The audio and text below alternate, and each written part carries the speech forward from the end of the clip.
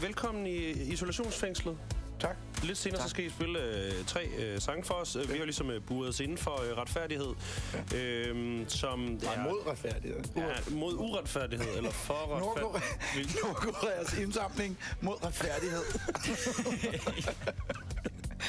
Kim Jong-un, han står herude og venter, han kommer ind bagefter. Hvad er det mest uretfærdige, I har været udsat for? Altså, spørger du mig lige nu? Ja, nu spørger jeg dig. Jamen, altså, lige nu, det første, jeg tænker på, når du spørger mig, så er det, jeg lige læste en artikel omkring vores måde, vi producerer svin på herhjemme. Jeg synes, det er en forfærdelig måde, vi behandler vores dyr på, og vores svin på i det hele taget. Har du oplevet det? Nej, altså ikke noget, men altså, hvad skal jeg sige, det er bare måden, man behandler dyr på, som ikke har en særing, og som i virkeligheden er et meget, meget intelligent dyr, vi har med at gøre her. Men så hvornår er noget smadret og retfærdigt for dig? For mig? Det er hårdt at være sådan Harsted, jo. Men jeg har en idé til i studiet, når jeg får tingene, som jeg gerne vil have det. En sjælden gang imellem. Det må vel være lidt uretfærdigt, ikke? Jo, det er det. Men så tænker jeg, så har jeg en på kontoen. Okay. Hvad med dig, Nikolaj? Hvornår er noget smadret retfærdigt? Jamen det... Sådan i det store billede. Ja, i det store billede. Jamen altså, nu reddede jeg jo dig lige før med en lille joke. Jeg synes faktisk, det er svært at finde noget fra ens egen hverdag. Altså, jamen, det kan jo være... Som er uretfærdigt. Må jeg lige komme med en lille ting? Ja. Sidste gang vi var i radioen, der var vi i Smag på B3, så blev jeg først spurgt om, hvad Nikolaj var god til, og så videre. Så da Nikolaj skulle svare på, hvad han synes, jeg var god til, så gik der en sort klap ned for Nikolaj. Så gik det i hvert fald 10 sekunder, hvor der var overhovedet ikke noget. Der var nogen, der sagde det var, jeg havde valgt det perfekte spørgsmål at gå ned på der. Altså, hvad er så han god til? Så må de jo selv sidde og komme på ting, jeg synes, jeg var god til. Nå, fortæl, hvad var de ursatte? Nå, tak skal du have. Jeg troede lige, du reddede mig til gengæld der. Altså... Det, der sker lige nu, er, at vi bare lader Nikolaj hænge fuldstændig. Ja, præcis. Og det tak skal vi vil gerne have den sorte klap igen. Jeg ved ikke, om jeg har forstået. Prøv at høre, det her det er det mest smadret uretfærdige, du nogensinde er blevet udsat for. Ja, præcis. Det er et hverdagseksempel, der er rigtig godt. Det er lige nu. Hvor Søren og Nikolaj har matematik. Vi skal lige have gang i en tombola, så vi snakkes ved lige om lidt. Der er noget dårlig kaffe og sådan noget, så nyd det. Ja, den er der jo fuld gang i. Kunne du godt tænke dig at vinde Rockparken, så er det at sende sms'en med tombola afsted til 12. Så støtter du med 25 kroner.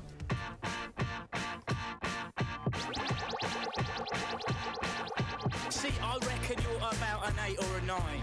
Maybe even 9.5 in 4 beers time. That blue top shop top you've got on is nice. Bit too much fake tan, no, but yeah, you score high. But there's just one little thing that's really annoying me about you, you see. Yeah, like I said, you are really fit. But my gosh, don't you just know it? I'm not trying to pull you, even though I would like to. I think you are really fit. You're fit, but my gosh, don't you know it? So when I looked at you standing there with your hoard, I was waiting in the queue looking at the board, wondering whether to have a burger or chips or what the shrapnel in my back pocket could afford. When I noticed at the corner of my eye, looking toward my direction, your eyes locked on my course. I couldn't concentrate on what I wanted to order, which lost me my place in the queue I waited for. Yeah. I'm not trying to pull you, even though I would like to. I think you are really fit. You're fit, but my gosh, don't you know it? Whoa. Leave it out. Are you smoking something? Mike, just leave it. Just leave We it. cannot have that behaviour in this establishment. It's not worth it, Mike. Just leave Don't it. touch me. It's not worth Don't it. touch me. Leave it out. Look, I'm alright. Don't touch me. For a while there, I was thinking, yeah, but what if? Picturing myself pulling with bare white hot wit, snaring you as you were standing there opposite. Whether or not you knew it, I swear you didn't tick. And when that bloke in the white behind us lot queuing was clocking onto you too, yeah, I had to admit that yeah, you are fit and yeah, I do want it, but I stopped sharking a minute to get chips and drinks. I'm not trying to pull you, even though I would like to. I think you are really fit. You're fit, but my gosh, don't you know it? And just as you started to make your big advance with the milkshake and that little donut in hand, I was like, nah, I can't even know you look grand. But you look sharp there, smiling hard, suggesting and gleaming away with your hearty looking tan. But I admit the next bit was spanners my plan. You walked towards my path, but you just brushed right past and into the arms of that white shirted man. I'm not trying to pull you, even though I would like to. I think you are really fit. You're fit, but my gosh, don't you know it?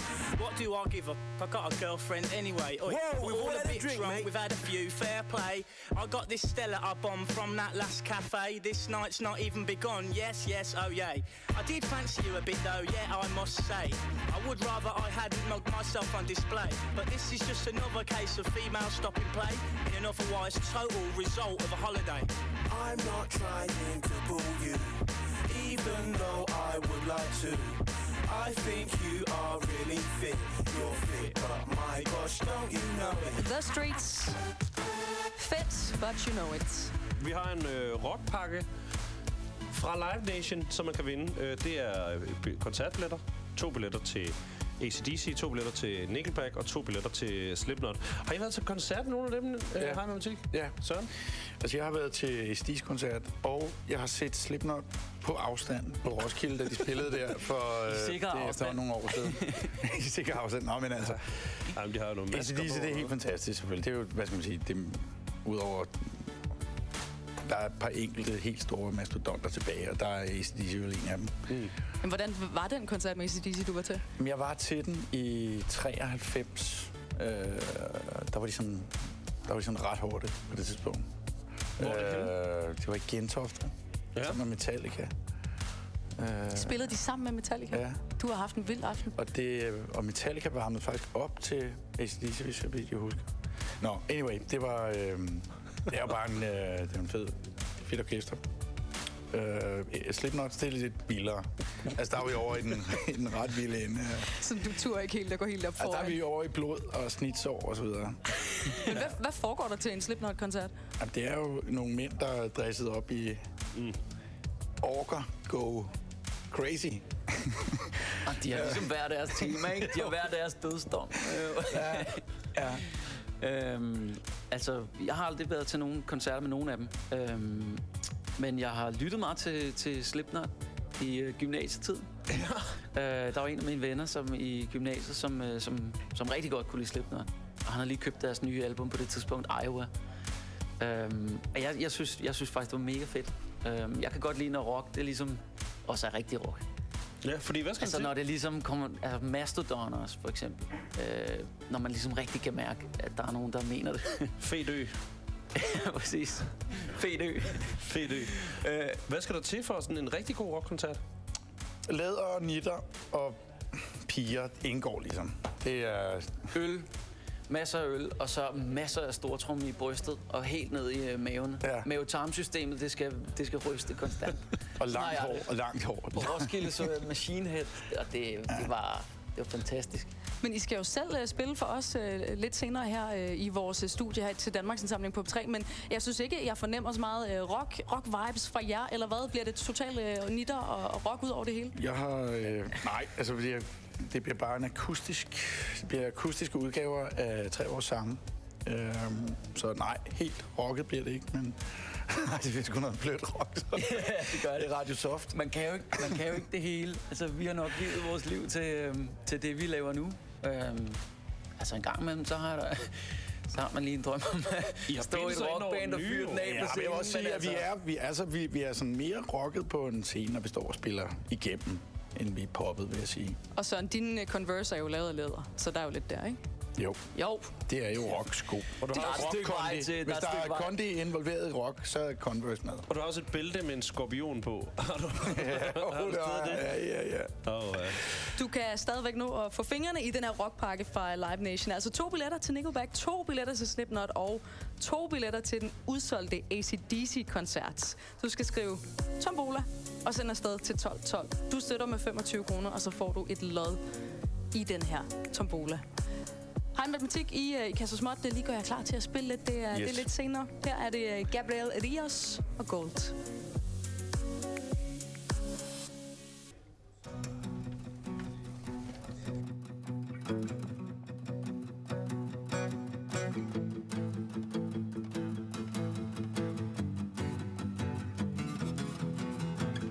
Rockstar, Lucky Luke i et rodeo.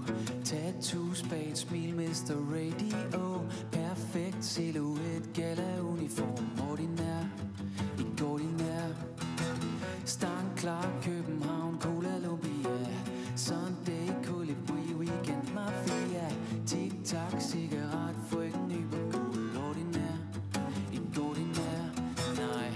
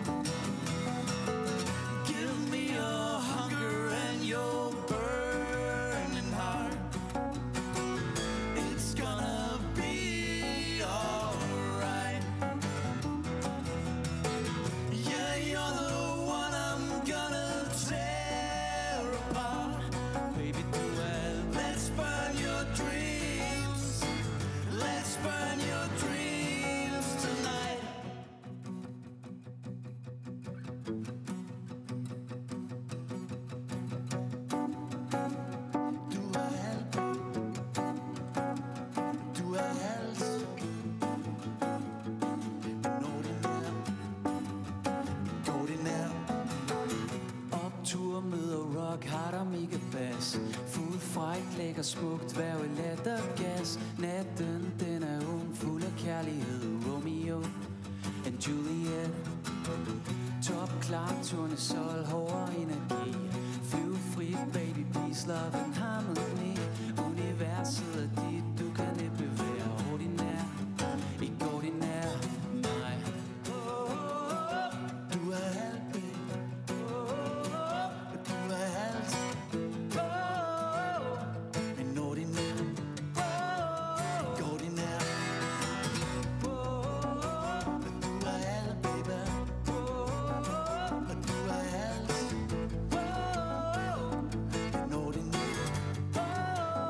Ordinary.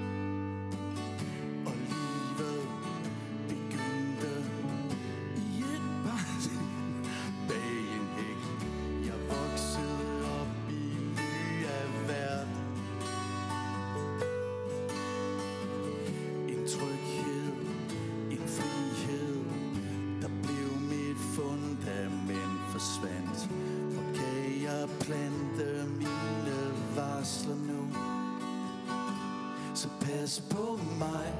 Vi var legendebørn på en stille vej.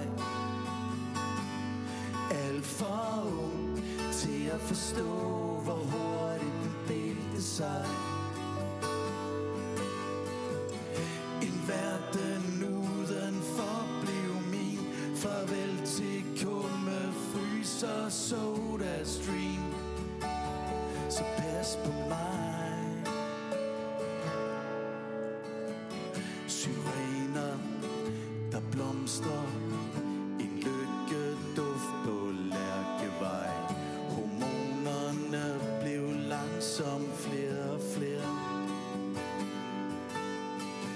Og de hamrede og bankede og rev mig ud af paradis. Ud over vejbump og max 15 skilt. Så pas på mig. Vi var legendebørn på en stille vej. Alt for ung til at forstå, hvor hurtigt den delte sig. En verden udenfor blev min. Farvel til kumme, fryser, soda stream. Så pas på mig.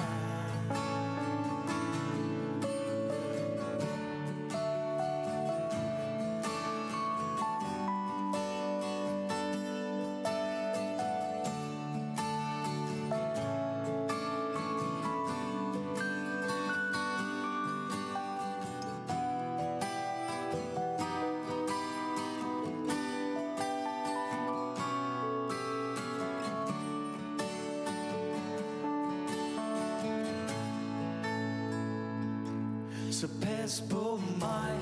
Vi var legendebørn på en stille vej. Alt for ung til at forstå, hvor hurtigt den delte sig. En verden udenfor blev min. Farvel til kumme, fryser, soda stream. Pas på mig. Pas på mig, pas på mig, yeah. Pas på mig, pas på mig. Pas på mig, pas på mig, yeah. Pas på mig, pas på mig. Pas på mig, pas på mig. Pas på mig, pas på mig. Pas på mig, pas på mig. Pas på mig, pas på mig. Pas på mig.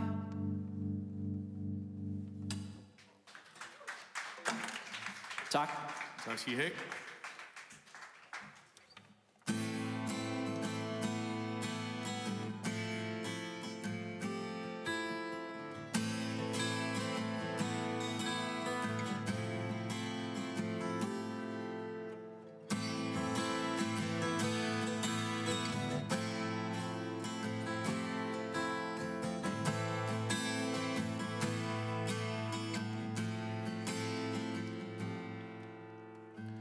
Vi skal ud, hvor de river den.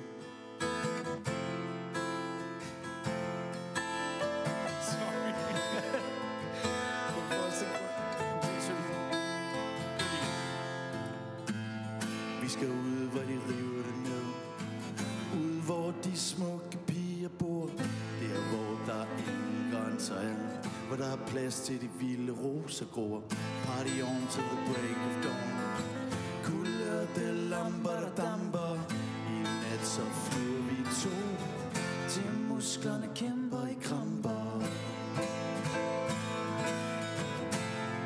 Der er party i provinsen. Med stormtegn, vi restet og finse. Der er party i provinsen.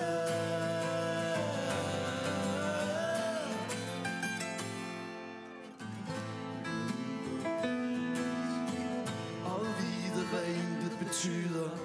En ting er sikkert på dig. At du er alt, jeg forguder.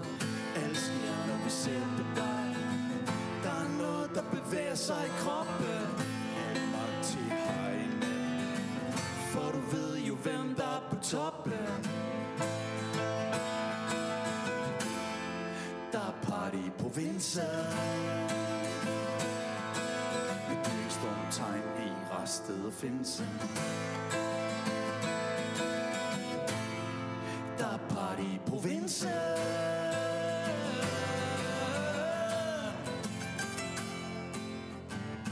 For vi ved jo, hvad vi godt kan lide.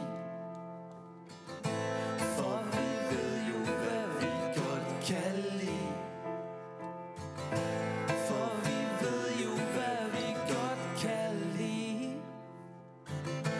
For vi ved jo, ja, vi ved jo, hvad vi godt kan lide.